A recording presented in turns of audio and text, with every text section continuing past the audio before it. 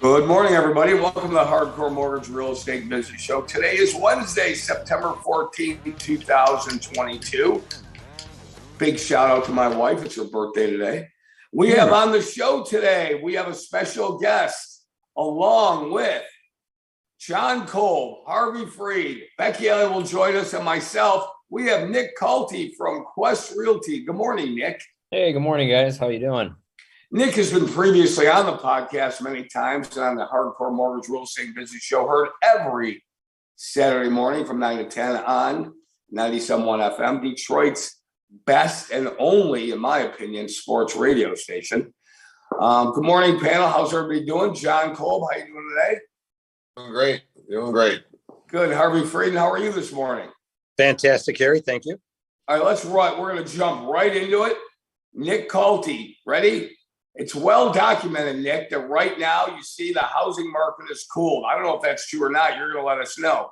But if it is true, how is it affecting the way you're doing business currently compared to, say, 2020, 2021? What are you doing differently in this ever-changing real estate market? Yeah, it's definitely different from the last couple of years. It's not, it's not promised that you're going to sell a home with 10 offers anymore. And it's not promised that they're going to go way over with appraisal guarantees. So I think it's actually a lot more confidence shifted into the buy side, which is awesome because I love working with buyers. You know, we get them great pre-approvals, capital mortgage funding. We start the home search, and it's just a better market overall. It's a lot healthier with rates creeping back up to normal pricing. Prices on homes came down a little bit, and we're just seeing normal home prices, normal market once again. And yeah, it's good for buyers because we're starting to get offers accepted. My office specifically has a 75% offer acceptance rate. So that means when we're sending over 4 offers, 3 of those are getting accepted, which is just awesome. It's my specialty to help buyers get people into homes. And it's so much more of a healthy market, which is super ton of confidence in the market. So Nick, you referenced it directly, and we're going to go to the panel on this one too. Some say, panel, that home buyers now have the leverage. Home buyers now have the leverage. Nick mentioned it. John Kolb, are you seeing this play out that the home buyers are having the leverage? I mean, it's coming back. I wouldn't say that they have the leverage. I would say that it's more coming back in line with 50-50 negotiations. In a market where buyers have the leverage, typically prices are going under asking. Here, prices are still going for list price. They're just not going for over and above like they were in the crazy times for the last 18 months. So I would say that we're back to more of a 50-50. So, I mean, Nick is correct. Yes, buyers have more leverage than they did previous, but they don't have all the leverage. That's for sure. It's a 50-50 split. We're back to negotiations and making this thing work like it should work. Right. Yeah, I would agree with that. Yeah, there's a lot more. Negotiation is finally a factor again. Last year, that was out the window. It's like, hey, you got competition. This guy came in 20-30 over out of his own pocket. You either take it, you have your inspection, and you don't care that the roof is going to need replacing and the furnace needs up, like everything. There's finally negotiation, and he's right, that 50-50, that's a perfect way of putting it, is it's finally fair on both sides, which is a normal market, and that encourages buyers. Buyers are coming out of the woodwork right now, and it's, hey, finally, it's a good time. They're seeing normal pricing. They're seeing good rates. You're finally able to negotiate inspections. Hey, seller concessions are starting to become vocab again. It's just overall healthy. So this is why everybody listening, everybody out there, I love working with smart, educated, informed individuals on our staff and our realtor partners, because you can never believe everything you read in the paper. Everything is not an absolute. It is not absolute as housing market cools, home buyers regain leverage. Everything there's always an exception to every rule. There are special circumstances, Harvey Freed, for everybody. Just like in the mortgage world, where not every mortgage program is a one size fits all.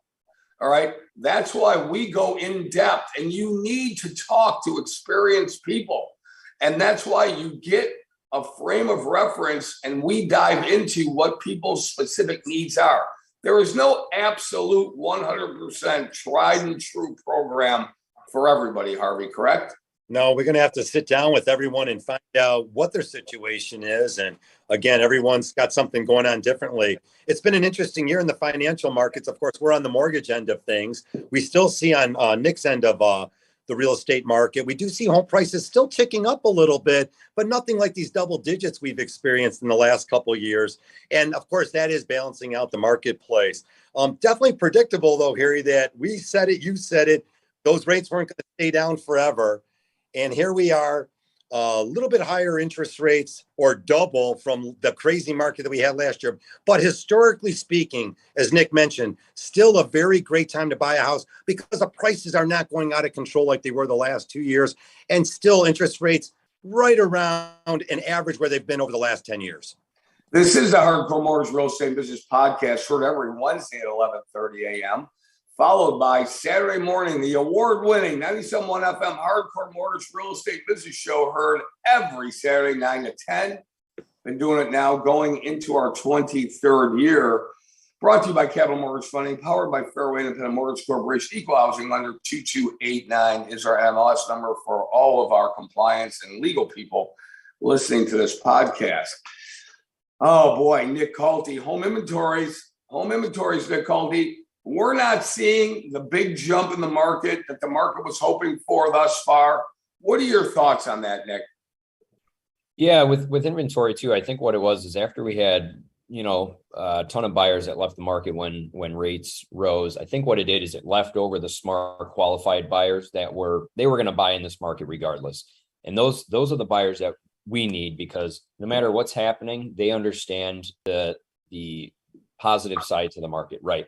Prices went up, rates went up, and then prices came down a tad to adjust to that. So what we're seeing with inventory is kind of a good sign that we're seeing homes that are still being purchased. Again, we're getting offers accepted, and that's what's key, because we're keeping the market moving. And I think that didn't see this huge hike in inventory, but I'm liking that we're seeing houses still moving on the market, because it means that buying and selling is still happening, which is healthy. Excellent. Good morning to Becky Alley. Hi, Becky Alley, top 1% of all originators in the country. Good morning. Hey, I'm past my technical difficulties. Hooray. There you go. Home inventories, Becky. The market thought we'd see a big jump in inventory, and Nick was talking about it. It really only takes one buyer and one seller to get together and buy a house, right? And sell a house. What's going on in home inventories in your market? What do you see? I feel like there are more on the market than they were obviously like 6 months ago, but at the same time, they are selling, pretty quickly if they are, your top tier homes, meaning that there's turnkey, very little improvements needed. There are houses that you're seeing sitting on the market for 26 days. Those ones are still needing a little bit of work. So the houses are sitting and they also are selling. So it depends on if you want to buy grandma's house and be it a fixer upper, you're not going to have any competition. But the fact remains that if you have a desirable home that is turnkeys, been well maintained, well taken care of, those are always going to be a top and a hot commodity. And there you go, everybody. Again, it's not a one size fits all market. Every house doesn't appeal to every buyer. Some are more appealing, some are less appealing. But you know what? We said it. Houses will always sell. It doesn't matter what the rate environment is, how much inventory is. There are always going to be buyers and there's always going to be sellers. That's tried and true throughout time. It just is. And John Kolb, I want to jump into the rate conversation with you, John, and the economy. Yes, rates jumped again yesterday with the inflation announcement, the Fed coming out and still taking a hawkish stance on another 75 basis point Fed increase coming up. Harvey mentioned it. We told everybody rates were going to go up. We told everybody in January rates were going to go up. And here we are on September 14th, my wife's birthday, talking about rates. They're going to go higher is my opinion. I certainly don't have a crystal ball.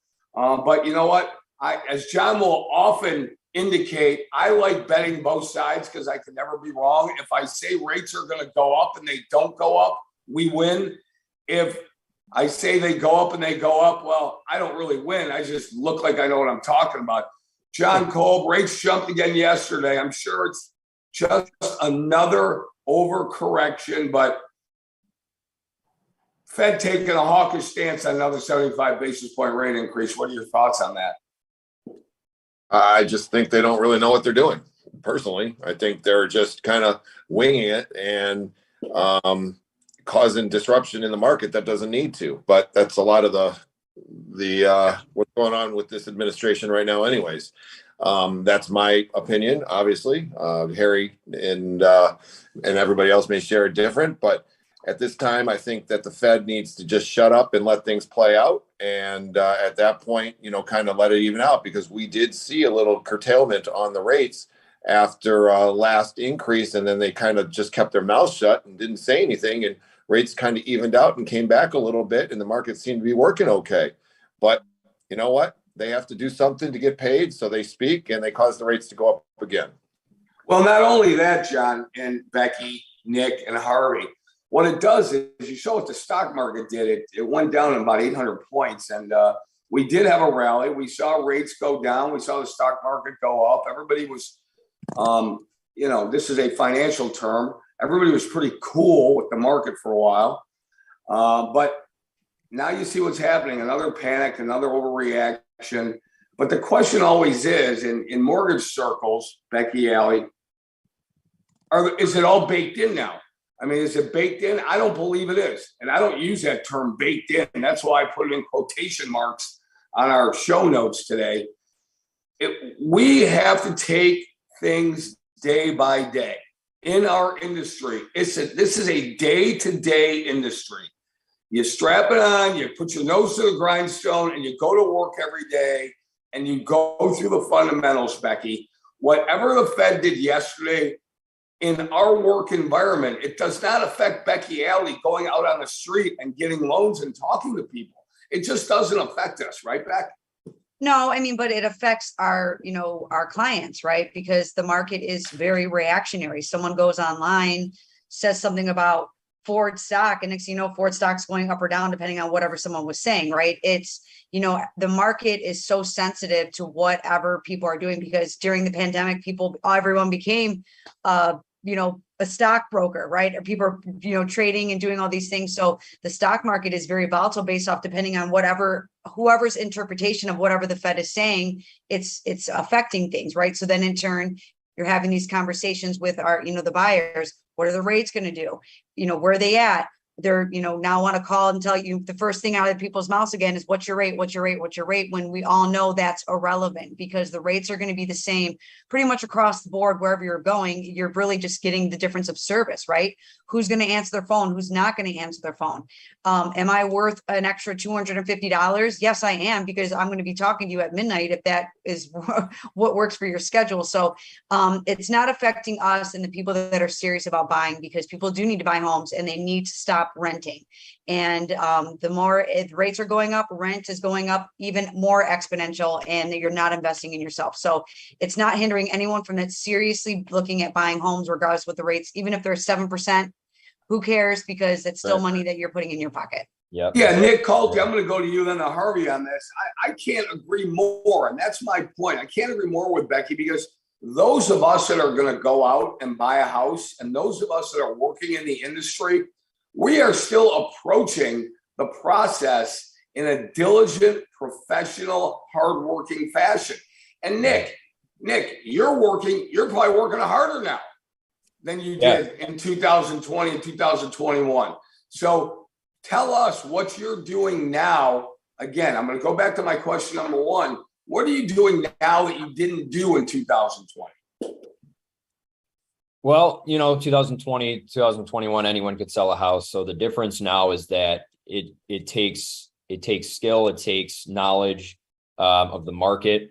That means rates, that means pricing correctly. A house doesn't sell way over anymore. You have to be realistic with your pricing. And like Becky said too, those ones that are ready to go, those houses move quickly. But maybe the ones that were just getting thrown on the market because anybody could sell last year, they take a little bit of expertise.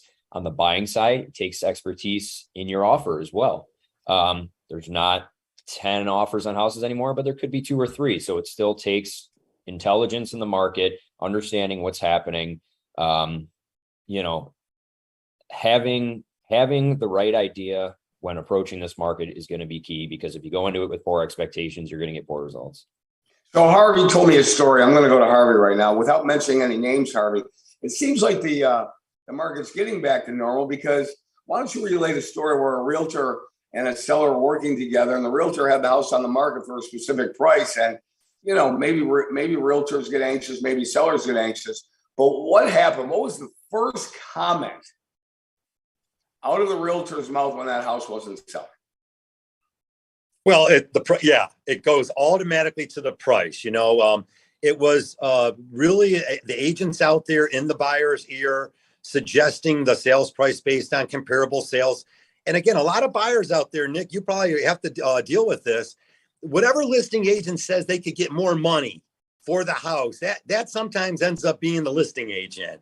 And a lot of times, a couple of weeks later, especially in today's market, now we're seeing the retract. We're seeing they're dropping that price 2 weeks later if the they're down. So that's never changed in today's marketplace. Nick, we had a condominium that you had just listed, and I think you got over asking. So again, as Harry said, every situation is just a little bit different. Yeah, every situation is different. Yep, and price ends up being the fact. When you try and overestimate the value of a home, you're going to end up severing your relationship with the seller, because you're going to put their expectations way too high, and because of recency bias, everybody thinks it's last year. It's just not last year anymore. So we had a mutual seller, you and I, and we priced accordingly, and we got 4 offers all over asking. See, that's a great story, because it's funny, the realtors, and I love driving neighborhoods. I love stopping in real estate offices. It sounds like I don't have a wife, but that's kind of fun to me. I love driving the neighborhoods, and I love looking at the for sale signs, who the agents are on the sale signs, and then talking to those agents about what's going on in that neighborhood. So John Cole, last week I'm driving through one of our favorite areas, Birmingham and Bloomfield Township, and I see one of our favorite realtors' names on the sign, and I called her up, and I happened to mention her. I said, so, I don't have access to an MLS, but I kind of Zillowed the property, and I saw the property had been on the market for a couple of weeks. Now, a couple of weeks in that market is a travesty to some sellers, okay? So I had a nice conversation with her, and it's all the same thing that John Cole right now, I don't know if a lot of the sellers' expectations are in tune with the current market. What are you finding out there? Well, that's exactly correct. I mean, you just have to train them to get back into the normalcy of having to sit on the market for a couple of weeks or a month or 2 months, and maybe talk about some price reductions.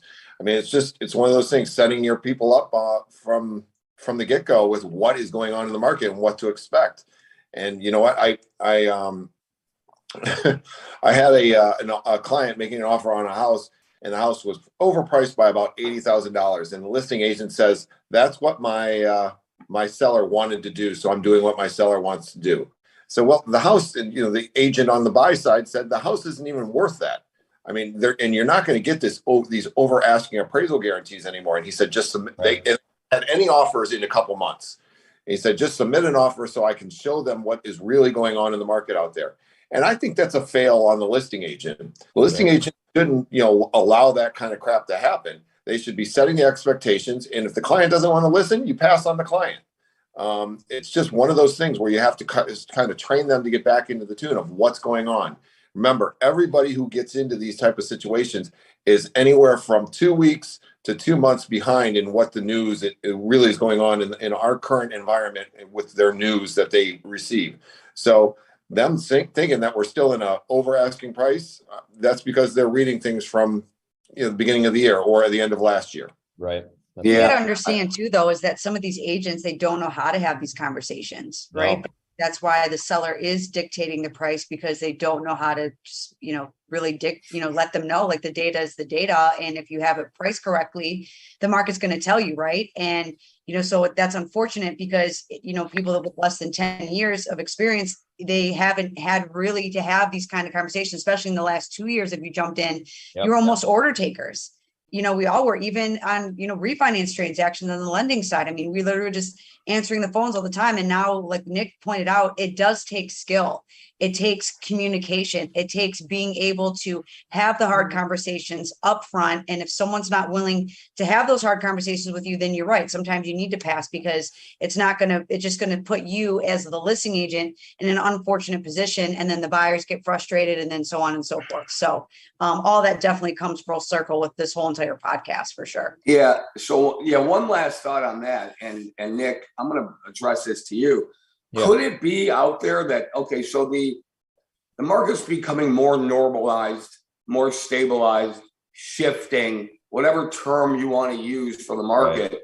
Could it be that when an agent is now getting a listing, they're just happy to have the listing, so they're letting the seller dictate the terms?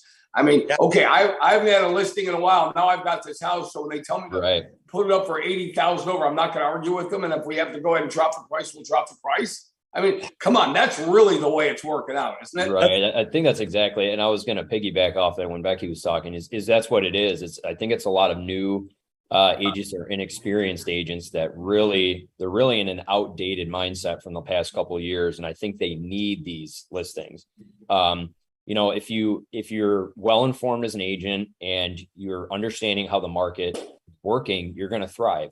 So what happens is when you have the outdated mindset, you're not thriving. You're grasping onto every buyer and seller you can. And the problem with that is it takes knowledge now. And you can't just let the seller dictate because 6 months ago, their neighbor got over asking. Well, we're not 6 months. We're 6 months down the line. It's very, very different, even from the beginning of the year.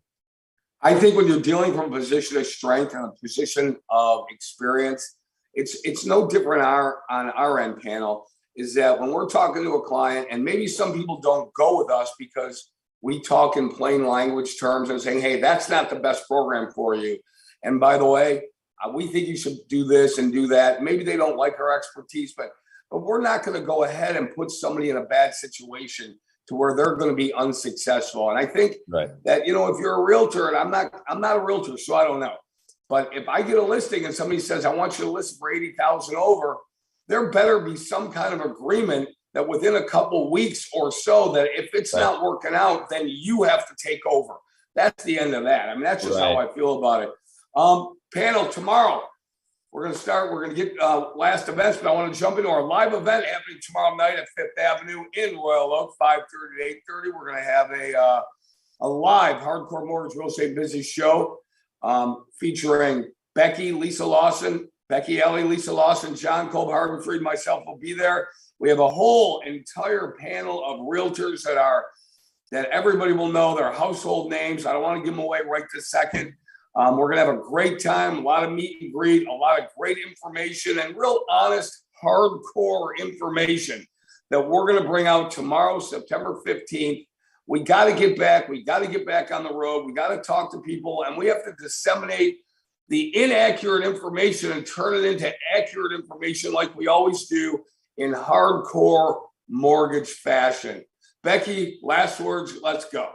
I'm pretty pumped about tomorrow. I'm excited to see everybody, hit people with the truth, let them hear from some of the top producing agents, what they are doing to really just pivot, right? It's either pivot or perish. And if you are doing what you're doing yesterday, you're not ahead of what's happening, because if you, like John mentioned, if you're reading about it, it's past tense, it's not current, because this market is changing daily. So you need to definitely be plugged in with us. Either let us know right now if you, or, reach out to one of us if you want to be there live in person, or it will be featured Facebook Live tomorrow, so you won't have to miss anything if you can't particularly be there in person. But we love to see you, shake your hand, and really have these conversations with you that you need to be a part of if you're in this industry to know truly what's going on and how to handle these situations. There you go. John Kolb. I'm pumped up about tomorrow too. I think it's going to be a great time. It's going to be good to get everybody in person, do a lot of mixing and mingling just to catch up and, just show them what we're all about and how we want to make things work for everybody. So yeah, pumped about tomorrow, and, give us a call. We're here to help. Harvey Freed.